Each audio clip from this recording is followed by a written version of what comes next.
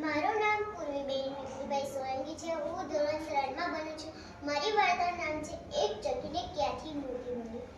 એક ચકીને ક્યાંથી મોતી મળી એ પોતાના નાકમાં કહીને ઉડતી ઉડતી રાજાના મહેલ ઉપર જઈને બેસી ગઈ અને એ તો કહેવા લાગી, ગીત ગાવા લાગી, હું રાજાથી મોટી, મારા નાકમાં મોતી.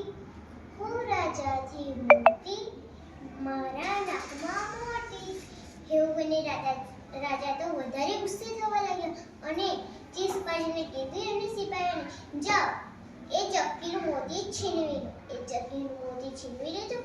ચક્કી તો બીજું ગીત ગાવા લાગી, રાજા તો ભિખારી, મારું મોતી છીનવી લીધું.